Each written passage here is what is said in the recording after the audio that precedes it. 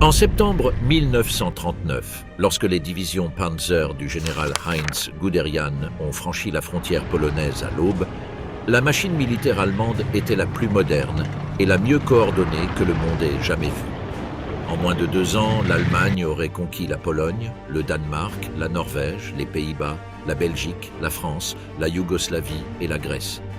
Ses troupes patrouillaient du canal de la Manche jusqu'aux rives du Dnipro. Le monde retenait son souffle. Cependant, en mai 1945, Berlin était un champ de ruines calciné, sa chancellerie réduite en décombres, et Adolf Hitler gisait mort dans le jardin arrière de ce même bâtiment. Comment le régime le plus puissant d'Europe continentale a-t-il pu se retrouver dans un tel état de destruction totale en à peine 6 ans? La réponse n'est pas simple, mais elle n'est pas non plus un mystère absolu. Les historiens militaires, de l'académique John Keegan à l'analyste stratégique David Pine, ont souligné une série de décisions concrètes, d'erreurs calculables, de moments où l'échiquier de la guerre offrait des coups gagnants qui ont été ignorés, sous-estimés ou directement sabotés par l'irrationalité d'un seul homme. Il ne s'agit pas de romantiser le Troisième Reich ni d'imaginer des mondes où le fascisme triomphe. Il s'agit de comprendre, avec rigueur historique et froide analyse, les mécanismes par lesquels une puissance ayant la capacité réelle de dominer l'Europe continentale a été systématiquement conduite à sa propre destruction. Dunkerque, le jour où la Grande-Bretagne a été sur le point de perdre son armée, 24 mai 1940, les Ardennes. Les dernières unités du corps expéditionnaire britannique, plus de 400 000 soldats britanniques et français, se replient vers la côte de la Manche à travers des routes poussiéreuses, des véhicules abandonnés et le bruit intermittent des Stukas dans le ciel. Les panzers du général Heinz Guderian se trouvent à moins de 25 km du port de Dunkerque. En termes de vitesse d'avancée des véhicules blindés, cette distance équivaut à quelques heures de combat. C'est dans ces heures que se joue l'un des épisodes les plus débattus de toute la guerre.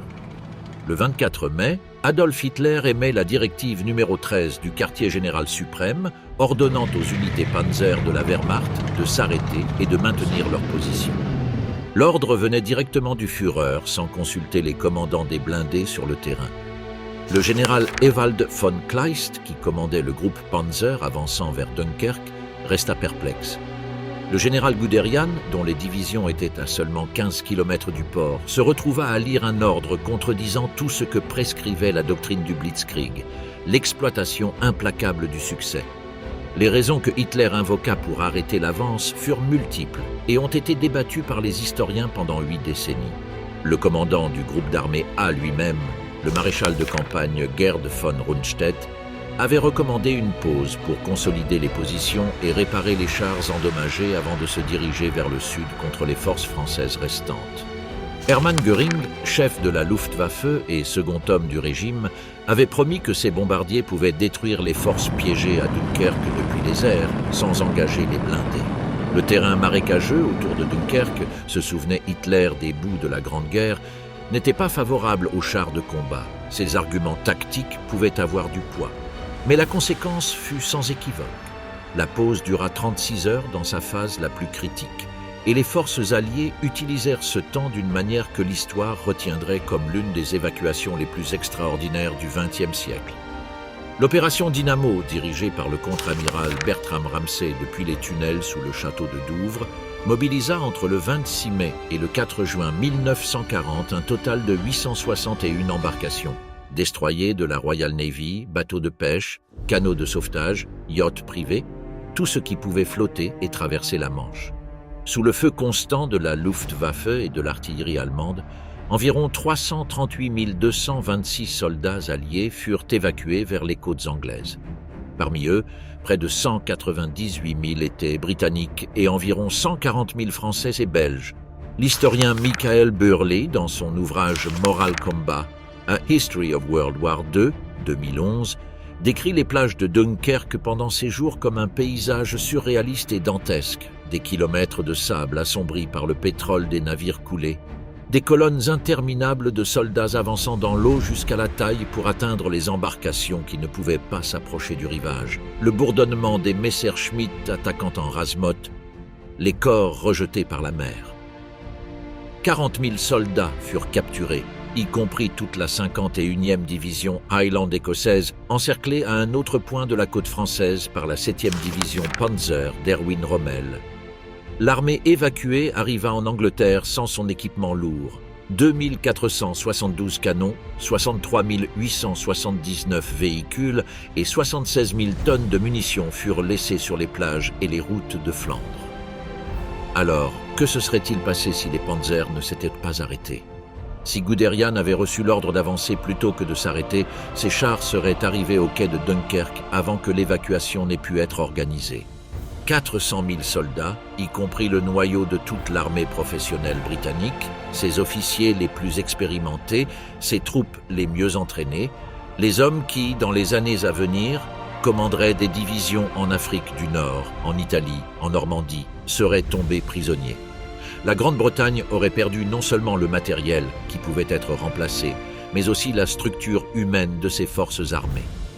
Winston Churchill lui-même, selon le récit du journaliste William Shirer dans The Rise and Fall of the Third Reich, 1960, aurait reconnu devant son cabinet de guerre l'ampleur de la catastrophe qui aurait pu se produire. Le 28 mai, alors que l'évacuation était encore en cours et que son issue restait incertaine, Churchill réunit les ministres du cabinet restreint et leur dit, en substance, que si le corps expéditionnaire britannique était détruit ou capturé, l'Angleterre n'aurait d'autre choix que de négocier. Pas avec Hitler dans les conditions de ce dernier, ajouta-t-il, mais négocier tout de même. L'évacuation de Dunkerque préserva l'épine dorsale militaire de la Grande-Bretagne, et la Grande-Bretagne, tant qu'elle tenait, constituait un obstacle stratégique fondamental à toute consolidation de la victoire allemande sur le continent. Elle était la base depuis laquelle, plus tard, les bombardiers alliés opéreraient contre les usines allemandes. Elle était le point de départ d'où, en juin 1944, 3 millions de soldats traverseraient la Manche. Elle était le lieu où le Land-Lease américain déchargeait du matériel de guerre. Dunkerque ne fut pas la victoire que les Britanniques célébrèrent comme telle dans leurs journaux du 4 juin. Ce fut la survie de l'instrument avec lequel, 4 ans plus tard, ils détruiraient le Reich. Le maréchal Gerd von Rundstedt, des années après la guerre, dans des déclarations recueillies par l'historien Basil Liddell Hart dans The Other Side of the Hill, 1948, qualifia la décision d'arrêter les Panzers de « l'un des grands tournants de la guerre ». C'était une évaluation personnelle issue de l'expérience directe. Rundstedt avait été le commandant du groupe d'armée A, la force qui avait encerclé les Alliés à Dunkerque. De son point de vue, la décision ne lui appartenait pas, elle venait de Berlin. Et, depuis Berlin, elle avait scellé l'impossibilité de mettre rapidement la Grande-Bretagne à genoux. Il y a une ironie supplémentaire dans tout cela. Dans son testament politique dicté le 26 février 1945, alors que Berlin brûlait et que l'armée soviétique se rapprochait, Hitler affirma qu'il avait fait preuve d'un « esprit sportif » en n'anéantissant pas le corps expéditionnaire britannique à Dunkerque, dans l'espoir que Churchill apprécierait ce geste et accepterait de négocier. Aucun document contemporain des événements ne confirme cette version.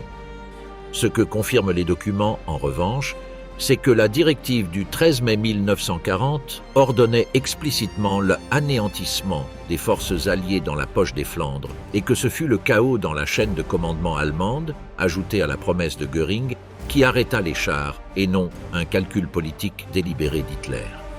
L'histoire que le dictateur racontait sur lui-même dans ces dernières heures avait peu de rapport avec les faits.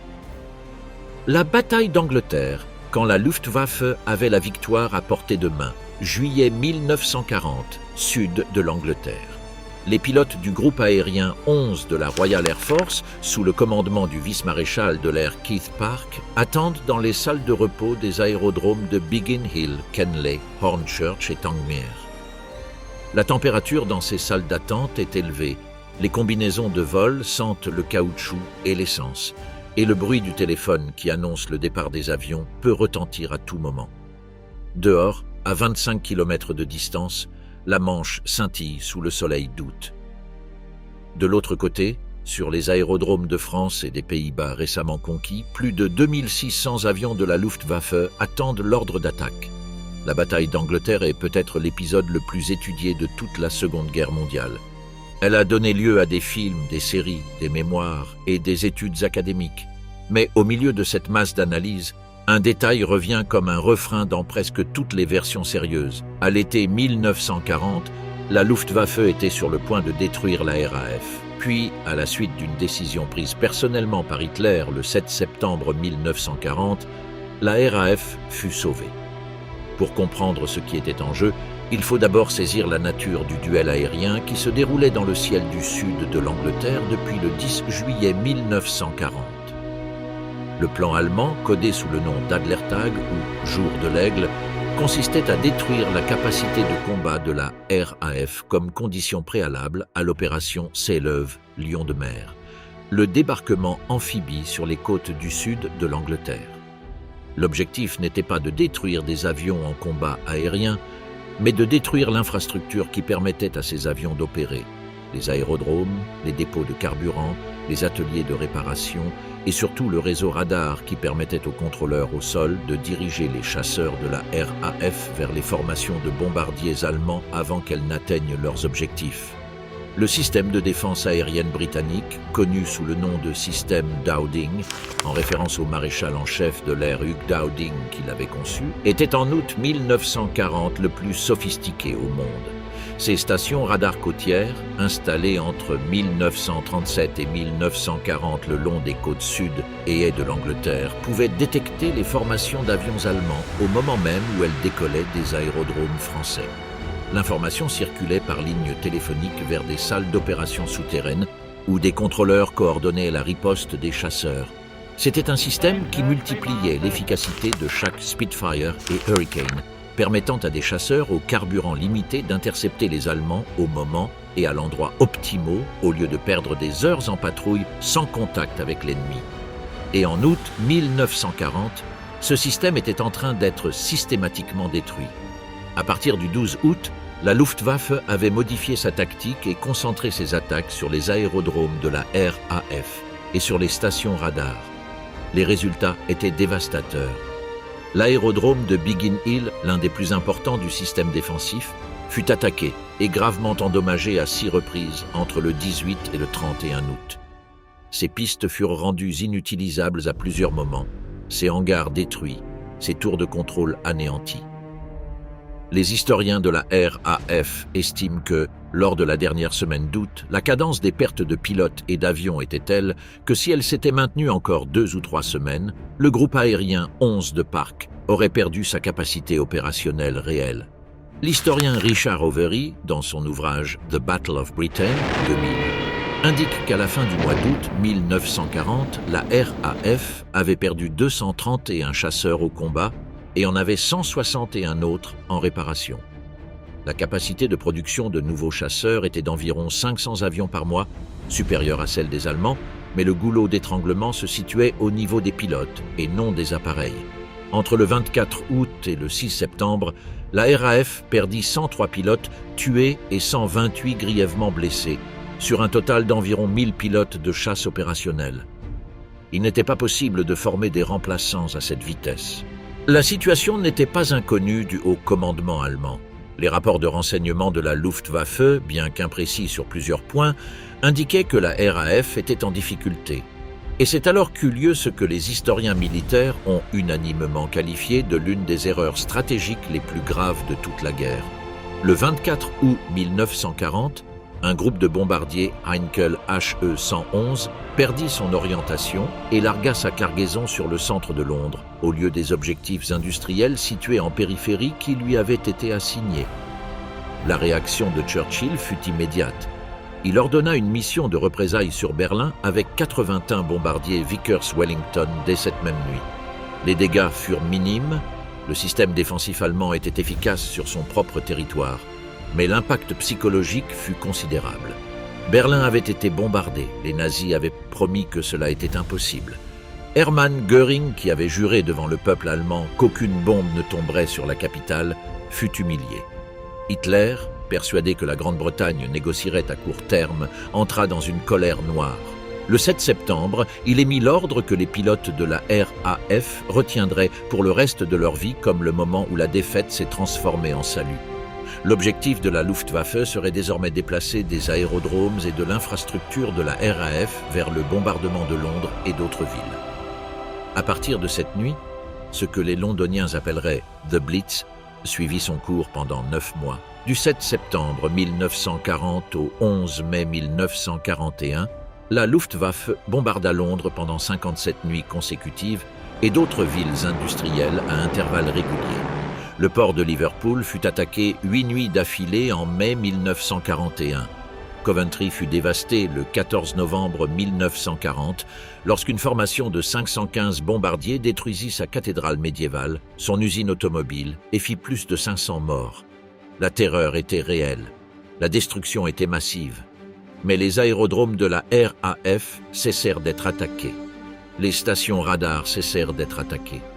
Les pilotes des Hurricane et des Spitfire eurent le temps de se reposer, de recevoir des remplaçants, de réparer leurs avions sur des pistes qui n'étaient plus bombardées toutes les 48 heures. La RAF ne gagna pas la bataille d'Angleterre dans le ciel d'août. Elle la gagna parce qu'Hitler, dans un accès de colère personnelle, accorda à ses adversaires les semaines nécessaires pour se rétablir.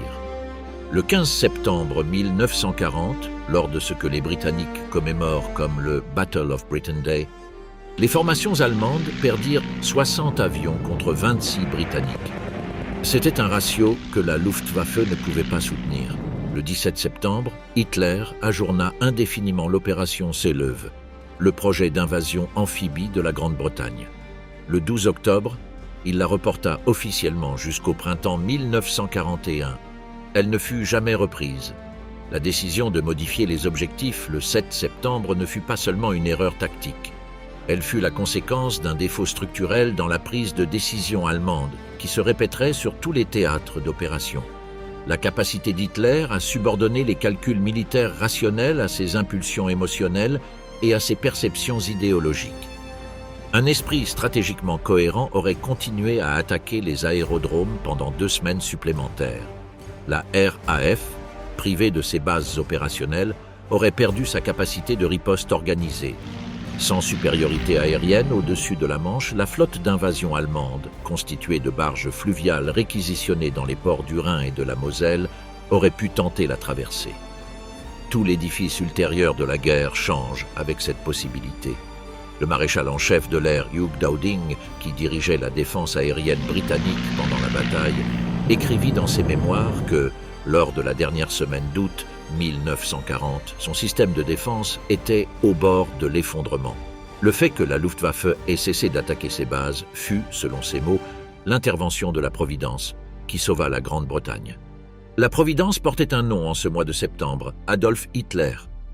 Le Méditerranée oublié, la stratégie qui aurait pu tout changer. Il existe une ligne bleue sur les cartes de la Seconde Guerre mondiale dont presque personne ne parle et que presque tous ignorent. Cette ligne, c'est le canal de Suez. À l'automne 1940, alors que la Luftwaffe commençait sa campagne de bombardement sur Londres et que l'état-major allemand évaluait les possibilités d'envahir la Grande-Bretagne, il existait une approche stratégique alternative que plusieurs des conseillers les plus expérimentés du haut commandement allemand, dont le général Franz Halder, chef d'état-major de l'armée, avaient identifiée comme potentiellement décisive. L'idée, jamais mise en œuvre à la bonne échelle, consistait à concentrer les ressources de l'Allemagne et de l'Italie dans le sud et à mener une offensive méditerranéenne visant à couper les lignes d'approvisionnement de l'Empire britannique, à leur point le plus vulnérable, le détroit qui relie la Méditerranée à la mer Rouge. Le 31 juillet 1940, lors d'une réunion au Berghof, le général Walter von Brauchitsch et Halder présentèrent à Hitler une analyse des options stratégiques disponibles. Parmi elles figurait explicitement une proposition d'envoyer des forces blindées et aériennes en Libye pour soutenir l'armée italienne, qui contrôlait alors la Cyrénaïque, région orientale de la Libye, et de lancer une offensive coordonnée vers l'Égypte.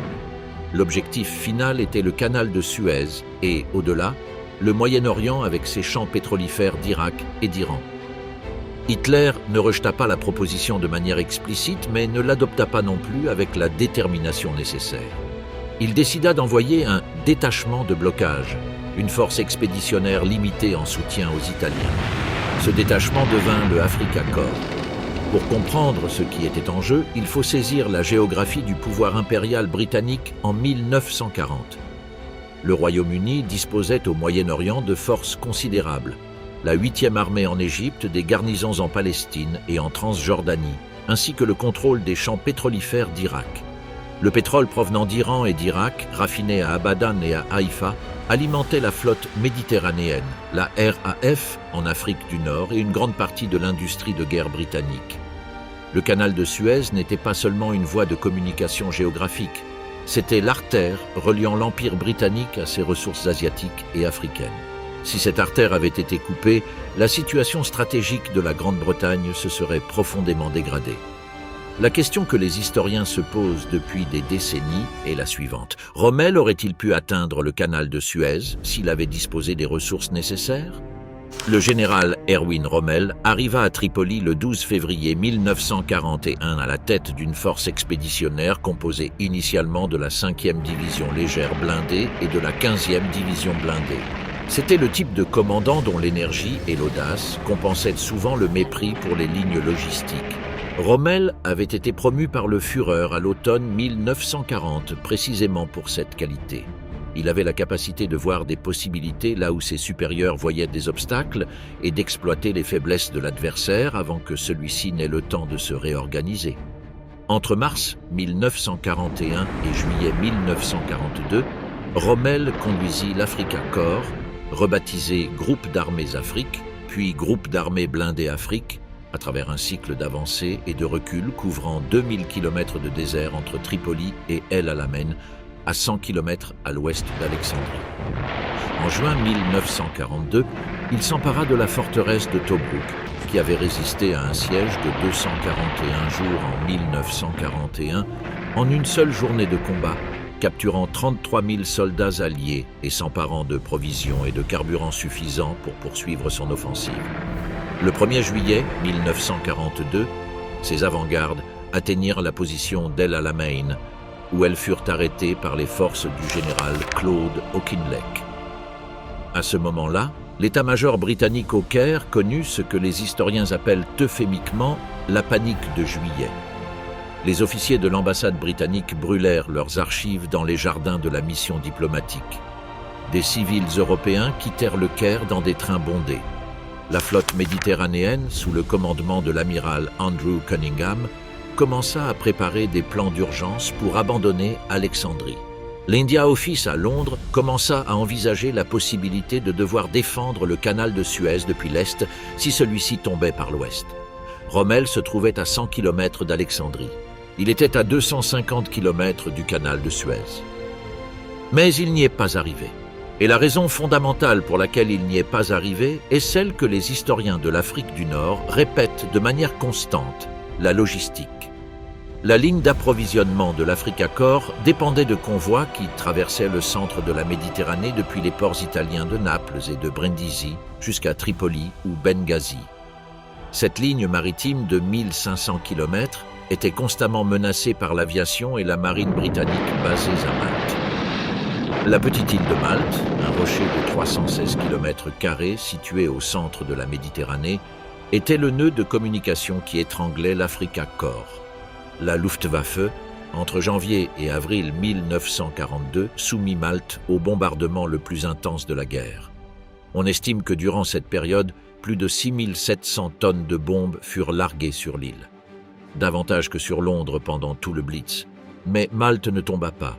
Et tant que Malte resta opérationnelle comme base aérienne et navale, les convois italiens furent attaqués avec une efficacité qui coûta aux puissances de l'Axe plus de 30% de leur tonnage envoyé en Afrique du Nord durant certains mois de 1940 et un à 1942.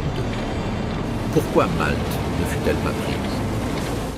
Le général Albert Kesselring, commandant du second corps aérien allemand basé en Sicile, avait conçu au printemps 1942 l'opération Héraclès. Un assaut amphibie combiné italo-allemand contre Malte, faisant appel à des unités parachutistes, des divisions d'infanterie de marine et une couverture aérienne massive. Les plans étaient détaillés et selon plusieurs analyses ultérieures, ils avaient de réelles chances de succès.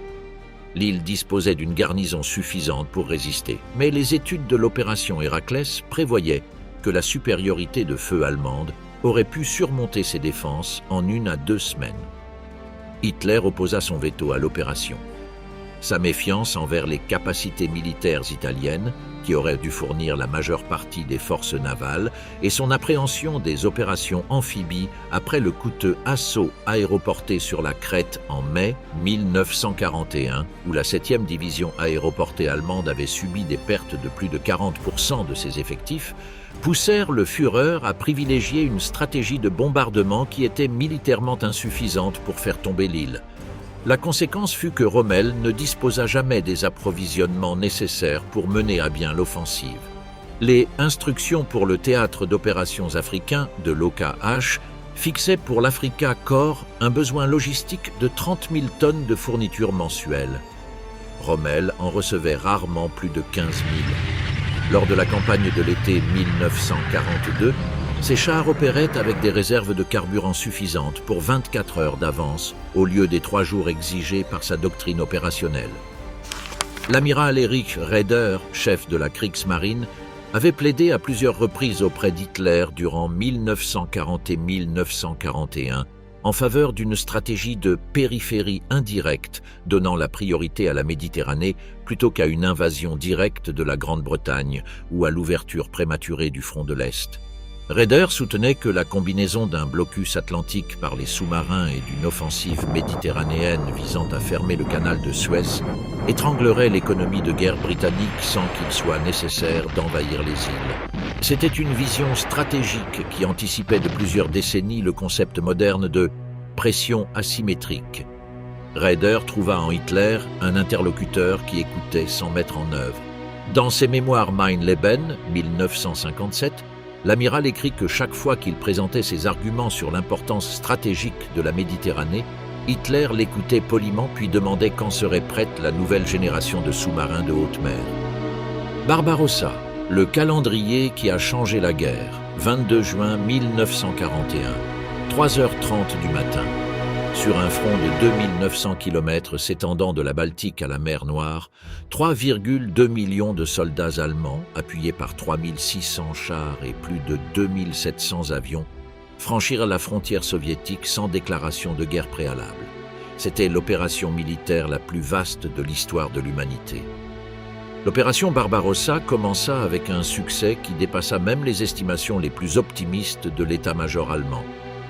Dans les 5 premiers jours de la campagne, le groupe d'armées Centre, sous le commandement du maréchal Fedor von Bock, avança de 280 km vers l'est et encercla dans la poche de Białystok-Minsk 40 divisions soviétiques, soit 323 000 soldats, 3 000 chars et 1800 pièces d'artillerie. L'aviation soviétique, surprise au sol sur ses aérodromes, fut détruite durant les premières 48 heures dans des proportions que le chef d'état-major de la Luftwaffe lui-même, le général Hans Jeschonnek, refusa d'abord de croire. Les rapports des pilotes allemands faisaient état de plus de 1800 avions soviétiques détruits le premier jour.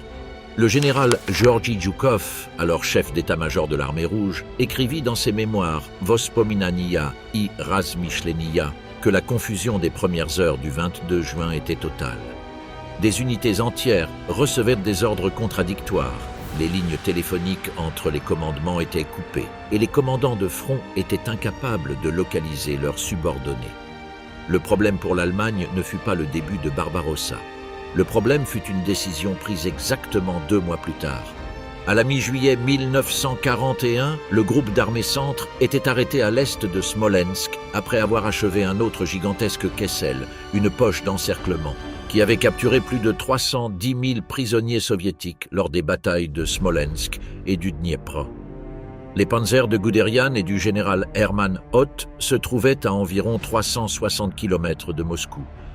Les ingénieurs militaires soviétiques avaient installé des champs de mines et des tranchées anti-chars sur les accès à la ville, mais les réserves stratégiques de l'armée rouge destinées à défendre la capitale se trouvait alors dans un état que le général Zhukov lui-même qualifia de critique dans un mémorandum daté du 29 juillet 1941 et adressé au Conseil suprême de défense.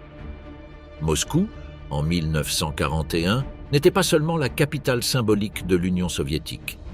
C'était le nœud central de tout le réseau ferroviaire et des communications de la partie européenne de l'URSS. 11 grandes lignes ferroviaires partaient de Moscou. Les ingénieurs de l'état-major allemand avaient estimé que la prise de Moscou entraînerait non seulement la perte du centre de coordination militaire soviétique, mais aussi l'effondrement du système de transport permettant de redistribuer les forces à travers l'immense théâtre d'opérations soviétiques. Sans Moscou, les forces au nord et au sud se retrouveraient pratiquement isolées les unes des autres. Les analyses du groupe de travail opérationnel de l'OKH, partiellement reproduites dans l'étude académique Reinterpreting Operation Barbarossa, publiée dans Parameters, la revue du US Army War College, conclut que les preuves sont accablantes. Les planificateurs de l'armée allemande avaient tiré les bonnes conclusions en désignant Moscou comme objectif principal de la campagne. Puis, Hitler intervint. Le 30 juillet 1941, le Führer émit la directive 33, ordonnant au groupe d'armées centre de passer sur la défensive et enjoignant à Guderian et Hoth de céder leurs groupes blindés afin de soutenir les flancs nord et sud. Les objectifs devenaient désormais Leningrad au nord et l'Ukraine au sud, avec le bassin du Donetsk et son industrie du charbon et de l'acier comme priorités économiques explicites. Moscou était relégué à un objectif secondaire qui serait traité ultérieurement. La réaction du haut commandement fut la consternation. Le général Franz Halder, chef d'état-major de l'armée, écrivit dans son journal le 11 août 1941 l'une des entrées les plus chargées de frustration que l'on puisse trouver dans les journaux militaires de la guerre. La supériorité du commandement opérationnel de notre armée a été réduite à néant. Le 22 août, Halder tenta d'influencer Hitler en organisant une rencontre entre le Führer et Guderian dans l'espoir que le général le plus charismatique de l'armée puisse le convaincre. Guderian se rendit au quartier général de Hitler à la Wolfschanze, la tanière du loup, un complexe de bunkers dans les forêts de Prusse orientale, et exposa son argument avec la clarté directe qui le caractérisait. Moscou était l'objectif correct, le seul capable de provoquer la défaite décisive de l'armée rouge avant l'hiver. Hitler l'écouta en silence. Puis il s'approcha de la carte, posa la main sur l'Ukraine et commença une explication sur l'importance des ressources économiques du grenier ukrainien et de l'industrie charbonnière du Donbass pour la guerre de longue durée qui s'annonçait. Les ressources, et non les victoires tactiques, seraient la clé. Guderian quitta la réunion avec l'ordre de détourner tout son deuxième groupe blindé vers le sud en direction de Kiev. Le résultat opérationnel de cette diversion fut, sur le plan tactique, impressionnant. La bataille de Kiev fut la plus grande défaite de l'histoire de l'armée rouge à ce moment-là. Le 19 septembre, la ville tomba et le 25 septembre, les poches d'encerclement se refermèrent autour de 6 armées soviétiques. On estime que 665 000 soldats soviétiques furent capturés. La première armée blindée du général Ewald von Kleist, avançant depuis le sud, et la deuxième armée blindée de Guderian, avançant depuis le nord, se rejoignirent le 16 septembre dans le village de Lokhvitsa, à 120 km à l'est de Kiev, scellant la plus grande poche d'encerclement de la Seconde Guerre mondiale. Mais le prix fut le temps. Le détournement des 2 groupes blindés du groupe d'armée centre dura 6 semaines et demie. Lorsque l'opération Typhon, l'assaut final sur Moscou, commença le 2 octobre 1941, il restait 40 jours de moins de conditions météorologiques favorables avant que l'automne russe ne transforme les routes non goudronnées en rivières de boue, immobilisant les chars et les camions de ravitaillement. Dans les documents de l'OKH, cette période est connue sous le nom de Rasputitsa, la saison sans route. Et son arrivée en octobre 1941 fut, selon l'analyse du général Günther Blumentritt, reproduite dans l'ouvrage de Liddell Hart, aussi dévastatrice pour l'avance que n'importe quelle division soviétique. L'opération Typhon commença par des victoires écrasantes. Dans les Kessels de Vyazma et de Briansk, entre le 2 et le 14 octobre 1941, 673 000 autres prisonniers soviétiques furent capturés. Mais la boue de l'automne stoppa l'avancée. Lorsque le gel de l'hiver durcit le sol et permit aux panzers de progresser à nouveau au début de novembre, les températures avaient chuté à -15 et -20 degrés Celsius. Les lubrifiants des véhicules blindés, conçus pour fonctionner dans le climat de l'Europe occidentale, se solidifiaient. Le carburant des avions devait être chauffé avant d'être versé dans les réservoirs. Les soldats allemands en uniforme d'été, les plans de campagne ayant prévu une victoire avant l'hiver, subissaient des pertes par gel qui commençaient à rivaliser avec celles causées par le combat. le 2 décembre 1941, des unités de reconnaissance de la 258e division d'infanterie de l'armée allemande atteignirent Khimki, une banlieue au nord-ouest de Moscou, à 5 km de la limite municipale de la ville. C'était le point le plus proche que les forces allemandes atteindraient jamais de la capitale soviétique. À travers leurs jumelles, certains officiers rapportèrent avoir aperçu l'éclat des coupoles du Kremlin. La température était de moins 38 degrés Celsius. Le 5 décembre 1941, le général Georgi Zhukov, qui avait remplacé le général Dmitri Pavlov à la tête de la défense de Moscou, lança une contre-offensive avec 100 divisions de réserve, dont beaucoup avaient été transférées depuis la Sibérie après que l'agent soviétique Richard Sorge eut informé depuis Tokyo que le Japon n'attaquerait pas l'URSS par l'Est. Les Allemands, épuisés, avec un matériel usé et des lignes d'approvisionnement étirées à l'extrême, cédèrent du terrain sur toute la longueur du front central. La campagne de 1941 s'achevait sans décision. Que se serait-il passé si Guderian et Hoth n'avaient pas été détournés vers Kiev en août ? Selon l'analyse du US Army War College, la prise de Moscou avant la Rasputitsa était techniquement envisageable.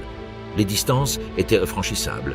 Les forces soviétiques défendant la capitale étaient dans un état encore pire qu'en octobre, et l'impact psychologique et logistique de la perte de la capitale aurait été qualitativement différent de celui de la perte de Kiev ou de Kharkov. Le propre Zhukov admit dans des entretiens d'après-guerre, recueillis dans l'ouvrage de Harrison Salisbury The Unknown War, 1978, que si l'attaque avait eu lieu en août plutôt qu'en octobre, la situation aurait été extrêmement difficile. L'hiver et l'économie de guerre, les chaînes que l'Allemagne s'est imposées à elle-même. L'hiver soviétique arriva en 1941 avec une brutalité que les planificateurs de l'état-major allemand avaient choisi, consciemment ou inconsciemment, d'ignorer. Les relevés climatologiques montrent que l'hiver 1941 à 1942 dans la partie européenne de l'URSS fut le plus froid depuis 1812, le même hiver qui avait vaincu Napoléon, avec des températures atteignant dans certaines zones du front jusqu'à moins 50 degrés Celsius. La Wehrmacht n'était pas équipée pour un tel froid, car personne au haut commandement n'avait voulu planifier un hiver russe. Le faire aurait signifié admettre que Barbarossa pouvait durer plus de 4 mois. Mais le froid n'était que le symptôme le plus visible d'un problème plus profond et structurel, l'économie de guerre allemande. Il existe un chiffre qui résume mieux que tout autre la contradiction fondamentale dans laquelle se trouvait le régime nazi en 1939. Lorsque les troupes allemandes franchirent la frontière polonaise le 1er septembre, l'armée allemande disposait de munitions suffisantes pour environ 6 semaines de combats intenses. Cette donnée, enregistrée dans les rapports du général Georg Thomas, chef de l'Office de l'économie de guerre du OKW, et citée par l'historien Adam Tooze dans son étude exhaustive The Wages of Destruction, The Making and Breaking of the Nazi Economy 2006, n'est pas une estimation hypothétique. C'était le niveau réel de préparation avec lequel le Reich entra dans la guerre que son propre dirigeant avait déclenchée. La paradoxe était presque comique dans sa gravité. Depuis 1933, l'Allemagne avait mis en place le programme de réarmement le plus ambitieux de l'histoire européenne en temps de paix, dépensant des sommes qui, en 1939, représentaient 23% de son produit national brut, contre 7% pour la Grande-Bretagne et 6,8% pour la France. Le plan de 4 ans de 1936, supervisé nominalement par Hermann Göring, avait promis de rendre l'Allemagne autosuffisante en matières premières stratégiques et prête à la guerre totale en 4 ans. En 1939, l'Allemagne dépendait encore de l'étranger pour un tiers de ses besoins en matières premières. L'autarcie était une aspiration, pas une réalité. Pourquoi ? La réponse comporte plusieurs niveaux. Tout d'abord, Hitler n'a jamais conçu la guerre de 1939 comme la guerre qu'il allait réellement mener. Sa vision stratégique, formulée dans des conversations privées et dans le document connu sous le nom de Deuxième Livre, un texte resté inédit jusqu'à sa publication en 1961, reposait sur l'idée que l'Allemagne devait construire un vaste bloc continental de puissance eurasienne, lui permettant, à un moment donné dans les années 1940 ou 1950, d'affronter les États-Unis depuis une position de force. La guerre de 1939 était prématurée dans ce schéma. Elle fut déclenchée par les circonstances, la garantie britannique à la Pologne, le refus polonais de négocier, avant que la base industrielle et logistique allemande ne soit prête à soutenir une guerre longue. Deuxièmement, le système de gestion économique nazi souffrait d'une fragmentation bureaucratique qui rendait presque impossible toute planification cohérente à long terme. L'historien Richard Overy, dans son ouvrage « Why the Allies Won » 1995, montre qu'au moment de la nomination d'Albert Speer au poste de ministre de l'Armement en février 1942, pas moins de 5 organismes suprêmes du Reich se disputaient simultanément le contrôle de la production de guerre. L'Office du plan de 4 ans de Göring, l'Office de l'économie de guerre de l'OKW, dirigé par Thomas, les ministères du Travail et de l'économie eux-mêmes, l'Office de l'armement hérité par Speer et l'Office économique des SS dirigé par Himmler. Chacun avait ses propres critères de priorité, ses propres chaînes d'approvisionnement et ses propres contrats avec l'industrie privée. Il en résultait une duplication massive des efforts, une allocation irrationnelle de matières premières rares et une incapacité à produire à l'échelle de l'économie de masse. Lorsque Speer prit le contrôle en février 1942, il commença à imposer ce qu'il appela l'autoresponsabilité industrielle. Des comités d'entrepreneurs civils spécialisés dans chaque secteur de production remplacèrent les officiers militaires bureaucrates dans la gestion des programmes d'armement. La production augmenta de manière notable. Entre le printemps 1942 et l'été 1944, la production totale d'armements allemands tripla. La production de chars passa de 3290 unités en 1940 et 1 à 10 198 en 1943. La production d'avions augmenta de 8 295 à 24 807 sur la même période. Mais ces chiffres ont une date. Ils arrivèrent trop tard. L'Union soviétique, qui avait perdu durant les 6 premiers mois de Barbarossa 63% de sa production de charbon, 68% de sa production de fonte et 60% de son aluminium, industrie concentrée avant la guerre dans les régions occidentales désormais occupées par les Allemands, réalisa un miracle industriel sans équivalent dans l'histoire moderne. Entre juin 1941 et mars 1942, plus de 1500 usines complètes furent démontées et transportées par train vers l'est de l'Oural, hors de portée de la Luftwaffe. Des usines entières, avec leurs machines, leurs ingénieurs et, dans certains cas, leurs familles, traversèrent 3000 km sur le permafrost sibérien. L'usine de chars de Kharkov fut réinstallée à Tcheliabinsk, une ville rebaptisée par les ouvriers Tankograd, la ville des chars, et en décembre 1941, alors que les Allemands gelaient devant Moscou, elle produisait des T-34 à un rythme de 35 par jour. La comparaison de la production industrielle pour 1942 est accablante pour les perspectives allemandes. L'Union soviétique produisait cette année-là 24 446 chars et véhicules blindés contre 9 200 pour l'Allemagne. Les avions, 25 436 soviétiques contre 15 409 allemands. L'artillerie, 127 000 pièces soviétiques contre 44 000 allemandes. Et cela avant même que le flux du pré-bail américain ne commence à arriver en quantité significative. Au moment où Speer réforma l'économie de l'armement allemande et commença à produire à des volumes compétitifs, les Alliés avaient déjà comblé l'écart qualitatif dans la technologie des chars avec les T-34/85 et les IS-2 soviétiques dominaient l'espace aérien au-dessus de l'Europe grâce aux P-50 et un Mustang et P-47 Thunderbolt et avaient ouvert 3 fronts simultanés. Le front oriental avec l'URSS, le front italien avec le débarquement de juillet 1943 et, à partir de juin 1944, le front occidental en Normandie. La fenêtre d'opportunité industrielle était déjà refermée. L'erreur ne fut pas uniquement le retard dans la mobilisation de l'économie pour la guerre totale, ce fut une décision que Hitler prit consciemment et qui révèle la logique perverse du régime.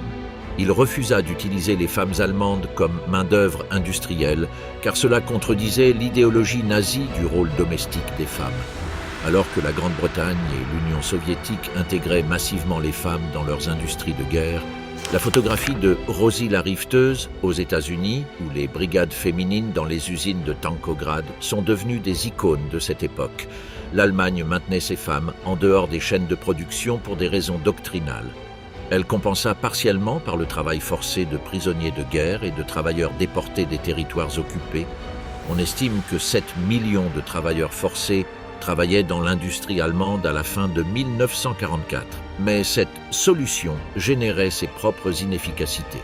Main-d'œuvre non qualifiée, sans motivation et soumise à des conditions qui dégradaient sa productivité.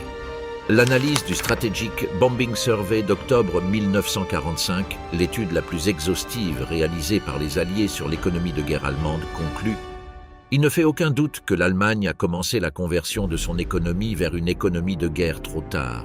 Si les dirigeants allemands avaient décidé de mener un effort de guerre total en 1939 au lieu de 1942, ils auraient eu le temps de se renforcer en profondeur, c'est-à-dire de poser les bases d'une économie de guerre en développant leurs industries de base. En commençant leur programme d'armement aussi tard qu'en 1942, ils ne pouvaient que se renforcer en largeur. La déclaration que personne n'a ordonnée. 11 décembre 1941. Le 7 décembre 1941, à 7h55 du matin, heure d'Hawaï, 353 avions de combat de la marine impériale japonaise lancèrent l'attaque contre la base navale américaine de Pearl Harbor. En 2 vagues qui durèrent moins de 2 heures, 8 cuirassés de la flotte du Pacifique des États-Unis furent coulés ou endommagés, et 2403 soldats et civils américains furent tués. Le lendemain, le Congrès des États-Unis déclara la guerre au Japon avec une seule voix contre. À Berlin, où il était 18h le 7 décembre lorsque les premières nouvelles de Pearl Harbor arrivèrent, l'atmosphère au quartier général de Hitler était à l'euphorie. Le Führer faisait face depuis des semaines à de mauvaises nouvelles du front de l'Est, l'échec de l'opération Typhoon, la contre-offensive soviétique du 5 décembre. Et la nouvelle de l'attaque japonaise arriva comme un soulagement. Hitler téléphona à Göring, qui reçut l'appel dans son train spécial Asia, près de Nuremberg, et lui transmit la nouvelle avec un optimisme qui surprit le maréchal. Ce tournant, aurait dit Hitler selon le récit de Göring, nous dispense d'avoir à être les premiers à attaquer les Américains. Le 11 décembre 1941, Hitler convoqua le Reichstag au théâtre de l'Opéra Kroll à Berlin. Devant les députés du Reichstag et les journalistes étrangers réunis dans les tribunes, il lut une déclaration formelle de guerre contre les États-Unis d'Amérique. La lecture dura 90 minutes. Mussolini déclara la guerre le même jour depuis Rome. Il n'y avait aucune obligation juridique de le faire. Le pacte tripartite, signé le 27 septembre 1940 entre l'Allemagne, l'Italie et le Japon, ne contraignait les parties qu'à une assistance mutuelle si l'une d'elles était victime d'une attaque non provoquée. Le Japon avait attaqué en premier. L'Allemagne et les États-Unis n'étaient pas formellement en guerre. L'historien Gerhard Feinberg, dans son ouvrage A World at Arms, A Global History of World War II, 1994, souligne que ce détail juridique aurait pu suffire à permettre à Roosevelt de repousser ou d'éviter la guerre avec l'Allemagne. Les sondages Gallup de l'époque montraient qu'environ 30% seulement des Américains soutenaient une guerre contre l'Allemagne si le pays n'était pas directement attaqué par elle. Les conséquences de la déclaration allemande furent exactement l'inverse de ce que Hitler semblait attendre.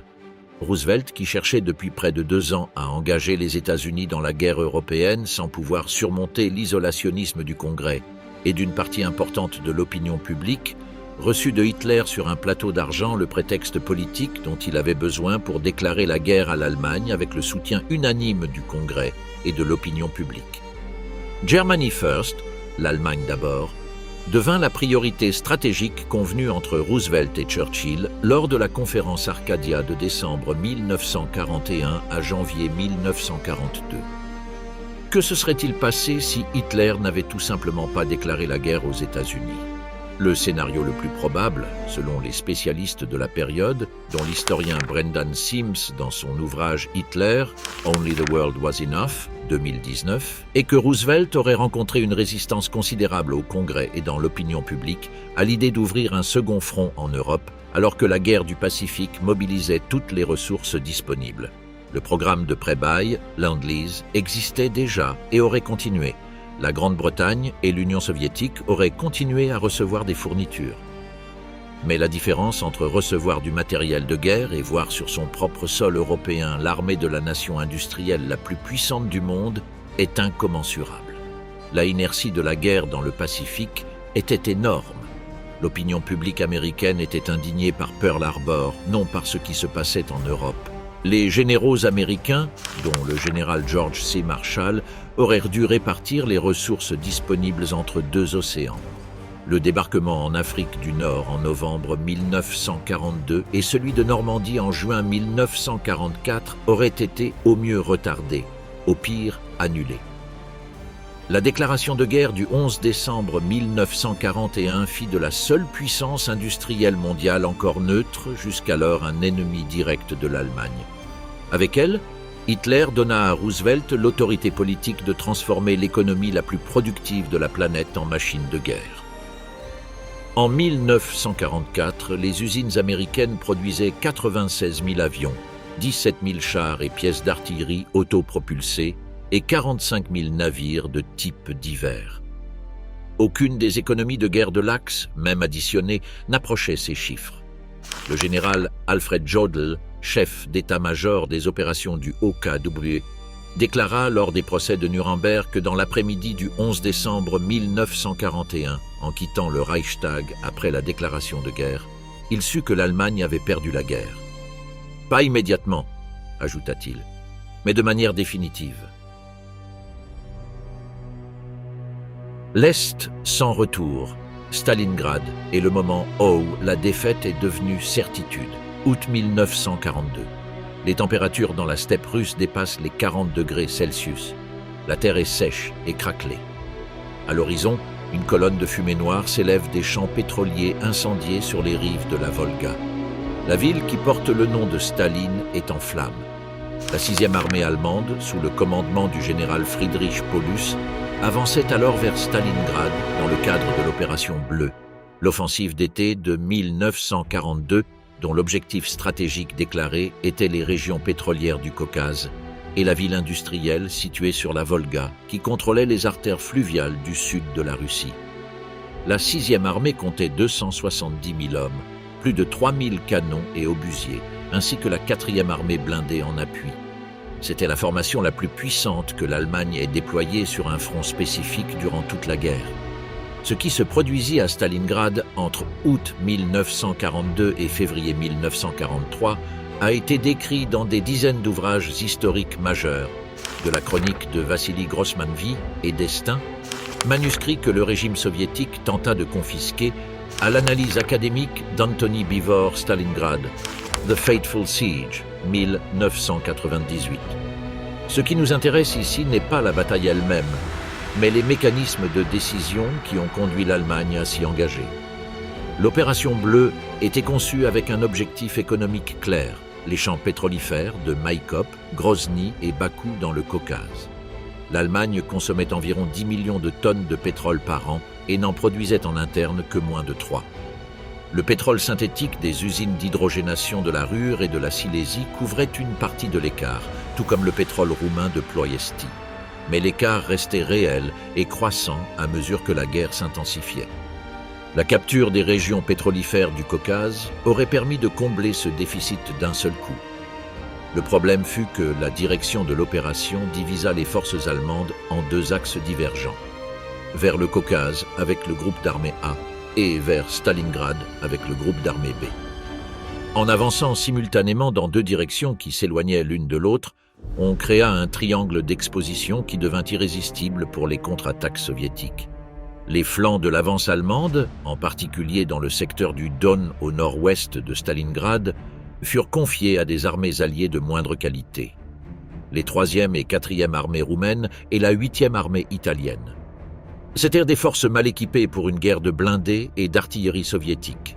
L'opération Uranus, planifiée par Zhukov et le général Alexandre Vassilevski, et lancée le 19 novembre 1942, exploita précisément ces faiblesses. 2 pinces blindées soviétiques, celle du général Nikolaï Vatoutine depuis le nord, et celle du général Andrei Yeremenko depuis le sud, percèrent les positions roumaines et se rejoignirent le 23 novembre dans la ville de Kalach sur le Don, à 80 km à l'ouest de Stalingrad. La 6e armée du général Paulus se retrouva encerclée. Hitler interdit toute tentative de rupture de l'encerclement. « Les soldats allemands ne se rendent pas », déclara-t-il, et il ordonna à Paulus de résister jusqu'à ce qu'un groupe de secours lancé par le groupe d'armées du Don, sous le commandement du maréchal Erich von Manstein, puisse briser le périmètre soviétique depuis l'extérieur. L'opération Tempête d'hiver, lancée le 12 décembre 1942, atteignit 48 km du périmètre de la 6e armée avant d'être stoppée par la contre-offensive soviétique. Paulus aurait pu tenter de rompre l'encerclement de l'intérieur à ce moment-là. Manstein le lui supplia par radio. Mais Hitler ne donna pas son autorisation et Paulus n'agissait pas sans elle. Le 31 janvier 1943, Friedrich Paulus, promu maréchal du Reich par Hitler la veille, apparemment dans l'espoir que cet honneur l'inciterait à se suicider plutôt qu'à se rendre, signa la capitulation des forces dans le secteur sud. Le 2 février, le dernier foyer de résistance dans le secteur nord déposa les armes. 91 000 soldats allemands avaient été capturés, dont 24 généraux et le maréchal lui-même.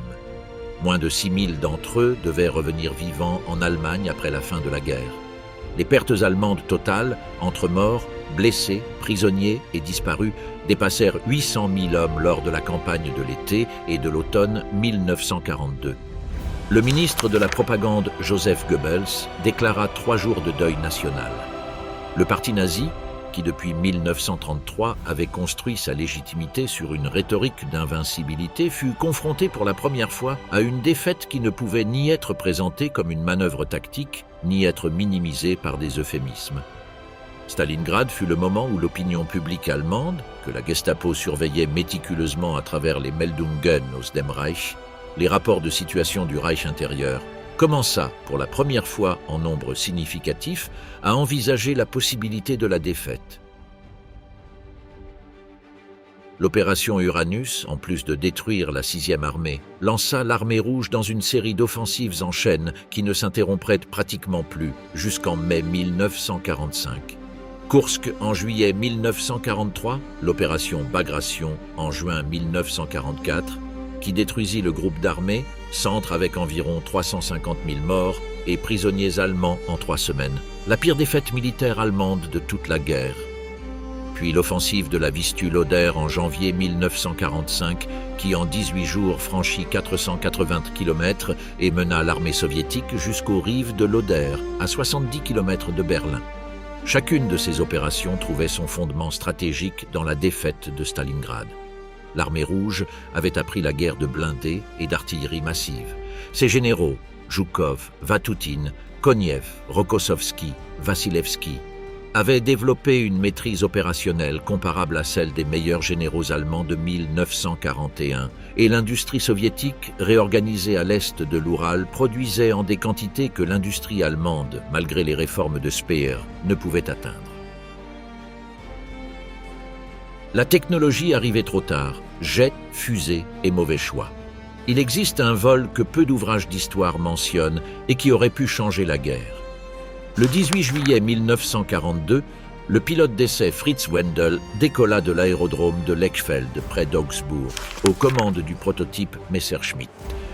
Me 262-3 et atteignit une vitesse de 800 km/h.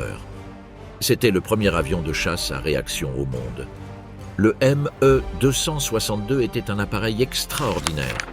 Ses 2 moteurs Junkers Jumo 004, des turbines à combustion continue sans équivalent dans aucune armée du monde à ce moment-là, lui conféraient une vitesse maximale de 870 km/h, 150 km/h de plus que le P-51 Mustang, le meilleur chasseur allié de 1944, et un taux de montée initial rendant pratiquement impossible toute interception depuis le sol. Ces 4 canons MK-108 de 30 mm pouvaient abattre un bombardier B-17 en un seul passage. Les ingénieurs de Messerschmitt estimaient qu'un groupe de 100 Me-262 opérationnels aurait rendu les raids de bombardiers alliés sur l'Allemagne prohibitif en termes de pertes. Les essais se poursuivirent en 1942 et au début de 1943. Le Me-262 était un avion difficile à piloter. Ses moteurs étaient fragiles et nécessitaient une formation spécifique, mais ses performances dépassaient de loin ses problèmes techniques.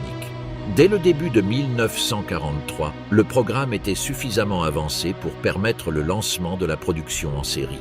En cela intervint Hitler.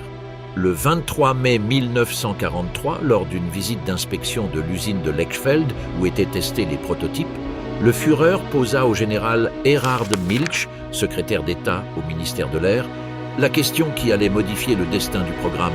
Cet avion peut-il emporter des bombes ? Lorsque Milch répondit que, techniquement, il était possible de l'adapter comme bombardier à grande vitesse bien qu'il n'ait pas été conçu pour cela, Hitler décida que le Me-262 ne serait pas produit comme chasseur d'interception, mais comme Blitzkrieg Bomber, un bombardier d'attaque rapide destiné à une éventuelle invasion alliée à l'Ouest. Cette décision retarda le programme de production en série de plus d'1 an. Les ingénieurs de Messerschmitt durent redessiner l'avion pour y intégrer des supports de bombes externes qui, paradoxalement, réduisaient ses performances aérodynamiques et compromettaient ses avantages comparatifs face aux chasseurs alliés. Le général Adolf Galland, inspecteur général des forces de chasse de la Luftwaffe, protesta directement auprès de Hitler à plusieurs reprises. Dans ses mémoires Die Ersten und die Letzten, 1953, Galland décrit comment il lui fut même interdit de continuer à évoquer la conversion du Me-262 au rôle de chasseur. Les premières unités opérationnelles du Me-262 comme chasseur d'interception ne furent disponibles qu'à l'automne 1944. À ce moment-là, les usines et les aérodromes allemands étaient soumis à un bombardement allié permanent. Les pilotes expérimentés de la Luftwaffe avaient été décimés par 4 années de guerre aérienne continue et la production de carburant aviation s'était effondrée après que le plan allié sur le pétrole, lancé en mai 1944, eut détruit 90% de la capacité allemande de raffinage synthétique. Au cours des mois où le Me-262 fut utilisé comme chasseur, entre novembre 1944 et avril 1945, ces pilotes revendiquèrent plus de 500 victoires aériennes avec des pertes relativement faibles. C'était un appareil qui, employé correctement et en quantité suffisante 2 ans plus tôt, aurait constitué un instrument de dissuasion aérienne majeure. Il arriva trop tard, en trop petit nombre, avec trop peu de carburant. Une histoire parallèle se répète avec le missile V2. Le 3 octobre 1942, depuis le centre d'essai de Peenemünde sur la côte baltique, la fusée A4, que la propagande nazie baptiserait plus tard Vergeltungswaffe 2 ou arme de représailles 2, atteignit une altitude de 425 km et une distance de 190 km. Le général Walter Dornberger et l'ingénieur Werner von Braun, âgés de 30 ans, avaient créé le premier missile balistique opérationnel de l'histoire. Le Reich, à ce moment-là, était déjà en guerre depuis 4 ans. Le programme de missiles balistiques avait commencé en 1932, 2 ans avant l'arrivée de Hitler au pouvoir.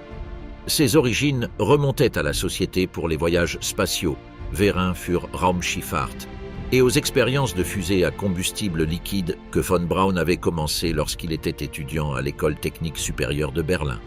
L'armée allemande avait vu dans la fusée un moyen de contourner les restrictions du traité de Versailles, qui interdisait l'artillerie lourde mais ne mentionnait pas explicitement les fusées. Cependant, le programme ne bénéficia pas de la priorité ni des ressources que ses ingénieurs réclamaient durant les années critiques de 1939 à 1942. Hitler, qui n'avait jamais pleinement compris la physique de base des fusées, manifesta pendant des années une indifférence, voire une hostilité, envers le programme, selon divers témoignages de ses mémoires et de ses proches. Ce n'est qu'après une visite du centre d'essai en juillet 1943, lorsqu'on lui montra un film de lancement, que le Führer se passionna pour le missile et commença à le présenter comme l'arme décisive capable d'inverser le cours de la guerre. Lorsque la première V2 frappa Londres le 8 septembre 1944, les premières victimes civiles tombant dans le quartier de Chiswick, à l'ouest de la capitale, la situation stratégique de l'Allemagne était déjà irréversible. L'opération Overlord avait eu lieu 3 mois plus tôt. Le groupe d'armées Centre avait été détruit lors de l'opération Bagration. La Roumanie et la Bulgarie avaient quitté l'Axe. Le programme FE2, qui mobilisa au total plus de 100 000 travailleurs forcés dans les tunnels des usines souterraines du Mittelwerk dans le massif du Harz, dont on estime que plus de 12 000 moururent dans ces conditions de travail, produisit 3 172 missiles tirés opérationnellement, dont 1 359 tombèrent sur la Grande-Bretagne et 1 736 sur des objectifs en Belgique, principalement Anvers. Ils causèrent la terreur, la destruction et plus de 7 000 morts. Ils ne changèrent pas le cours de la guerre.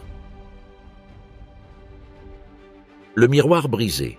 Pourquoi l'Allemagne ne pouvait pas gagner en étant ce qu'elle était?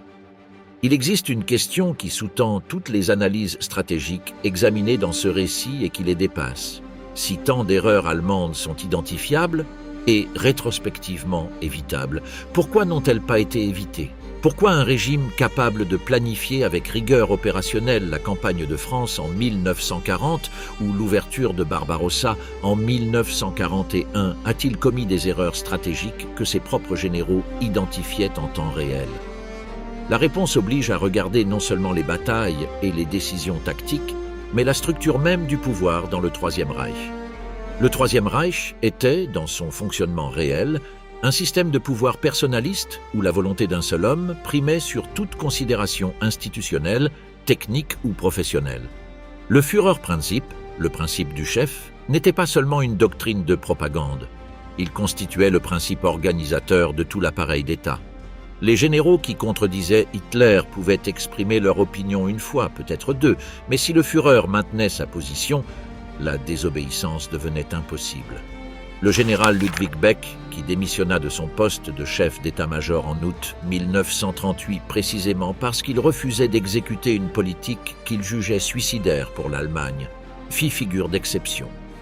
Les autres apprirent à s'adapter, à convaincre à la marge, à exécuter des ordres qu'ils estimaient pourtant erronés. L'historien allemand Hans Ulrich Wehler, dans son ouvrage Deutsche Gesellschaftsgeschichte 1987 à 2008, décrit la structure du pouvoir nazi comme un chaos polycratique où différentes factions du parti, de l'armée, des SS et des organismes économiques se faisaient concurrence pour obtenir les faveurs du Führer plutôt que pour atteindre l'efficacité opérationnelle. Cette concurrence horizontale produisait une duplication des efforts, du sabotage bureaucratique et une incapacité systémique à établir des priorités claires. Lorsque Speer, en 1942, tenta de centraliser la production d'armement, il dut combattre simultanément Göring, Himmler, Bormann et les responsables du parti dans chaque région du Reich.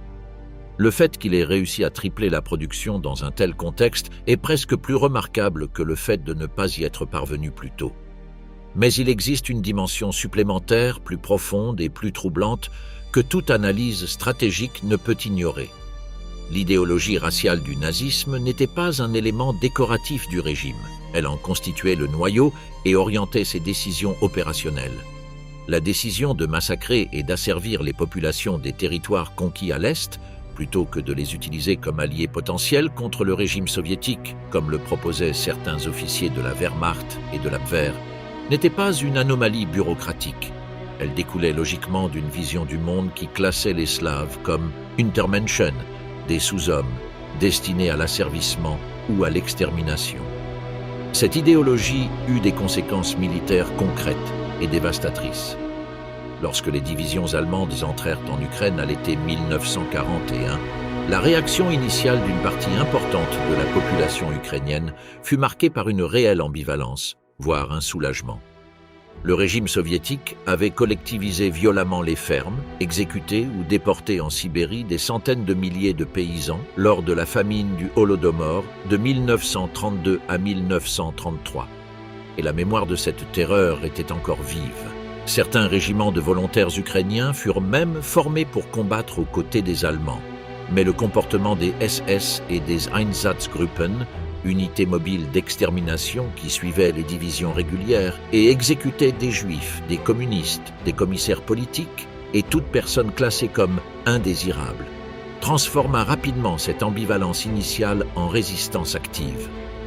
Les paysans ukrainiens, qui auraient pu fournir renseignements, guides et approvisionnements locaux à une armée d'occupation les traitant comme des êtres humains, devinrent la base sociale du mouvement partisan soviétique qui, derrière les lignes allemandes, compta à partir de 1942 entre 700 000 et 1 million de combattants. L'historien Alexander Dalin, dans son ouvrage « German Rule in Russia, 1941 à 1945-1957 », étude académique la plus complète sur la politique d'occupation allemande dans les territoires soviétiques, estime que si le régime nazi avait traité les populations conquises avec un minimum de respect et avait permis un certain degré d'autonomie locale, comme le proposait notamment l'amiral Wilhelm Canaris au sein de l'Abwehr et le général Ernst Köstring, spécialiste des affaires russes au sein de l'OKH, le mouvement de résistance partisan aurait été beaucoup moins puissant et le coût logistique du maintien des lignes de communication sur le front de l'Est aurait été significativement réduit. À l'inverse, les territoires occupés devinrent des laboratoires de terreur administrés. Le commissariat du Reich pour l'Ukraine, dirigé par Erich Koch, un fonctionnaire du parti qui décrivait son travail comme celui d'un « nègre inférieur au service du Reich », expression reflétant le mépris avec lequel il se référait aux populations qu'il administrait, appliqua des politiques de réquisition qui vidèrent les greniers ukrainiens, réduisirent les rations de la population civile à des niveaux de subsistance et transformèrent l'administration civile en instrument d'extraction et de terreur. Koch fut personnellement responsable de la mort par famine, travail forcé et exécution de plus d'1 million de civils en Ukraine. Il n'est pas possible de séparer ces crimes de l'analyse stratégique, non pas comme une réflexion morale extérieure à l'analyse, mais comme une partie constitutive de celle-ci. Chaque grenier vidé qui nourrissait un partisan plutôt qu'un soldat allemand était une conséquence directe des politiques de Koch et de ceux qui les conçurent à Berlin. Chaque civil ukrainien transformé en guerriero était une ressource qui aurait pu se trouver de l'autre côté de la ligne de front. L'idéologie raciale du nazisme n'était pas seulement moralement abominable, elle était stratégiquement suicidaire. Le général Ernst Köstring, qui connaissait la Russie mieux que presque tout autre officier allemand après avoir passé plus de 20 ans dans ce pays, écrivit dans un mémorandum interne du OKH en août 1941 que la politique d'occupation actuellement appliquée à l'Est produira, à moyen terme, un effet de mobilisation de la population soviétique qu'aucun nombre de divisions blindées ne pourra compenser. Le mémorandum fut classé sans suite. Köstring fut relevé de ses fonctions de conseil sur les questions relatives aux populations de l'Est. Il existe une phrase du général Alfred Jodl, prononcée lors de son interrogatoire à Nuremberg en 1945 et consignée dans les procès-verbaux du tribunal militaire international, qui résume cette dimension avec une clarté qu'aucune analyse académique ne peut surpasser. Nous avons combattu l'ennemi au mauvais endroit avec les mauvaises méthodes, parce que nous les avions conçus pour atteindre des objectifs qui n'étaient pas militaires. Le contrefactuel et ses limites. Imagine une carte de l'Europe en janvier 1942. Sur cette carte, les frontières ne sont pas celles que nous connaissons. Danzig est allemande depuis 1938, obtenue lors d'une conférence plutôt que par une guerre. La Grande-Bretagne est épuisée mais intacte, négociant une paix inconfortable après que son armée a été capturée à Dunkerque et que sa force aérienne a été détruite dans les cieux du sud de l'Angleterre. L'Union soviétique a perdu Moscou, son nœud de communication, et la guerre continue à l'Est avec un résultat incertain. Les États-Unis, sans provocation formelle, combattent principalement dans le Pacifique. Le canal de Suez pourrait être sous contrôle allemand. Cette carte est possible. Elle exige que, à chacun des points de bifurcation examinés dans ce récit, la décision prise ait été l'inverse de celle qui fut prise dans la réalité. Elle exige une Allemagne diplomatiquement patiente en 1938 et 1939, militairement implacable à Dunkerque, stratégiquement cohérente lors de la bataille d'Angleterre, économiquement préparée à la guerre totale dès le premier jour, capable de s'abstenir de déclarer la guerre à la puissance la plus industrielle du monde sans provocation directe, et libérée de l'idéologie raciale qui transforma chaque territoire conquis en ennemi potentiel. Elle exige, en somme, une Allemagne qui ne serait pas l'Allemagne nazie. Et c'est là que réside la limite fondamentale de toute analyse contrefactuelle. Les erreurs stratégiques de Hitler ne furent pas des accidents isolés commis par un homme qui, dans d'autres circonstances, aurait pu être un grand stratège. Elles furent la conséquence logique de ce qu'était Hitler. Un idéologue racial convaincu que l'histoire était une lutte biologique entre races, que le temps jouait contre lui parce que l'Allemagne représentait la race la plus saine, à l'apogée de sa puissance, et que la guerre n'était pas seulement inévitable mais souhaitable comme instrument de sélection et de renforcement national. Chaque erreur examinée ici était, à l'intérieur de ce système de valeurs, une conséquence cohérente de cette vision du monde. La diplomatie patiente de 1938 à 1939 était incompatible avec une vision du monde dans laquelle seule la guerre pouvait forger une race supérieure.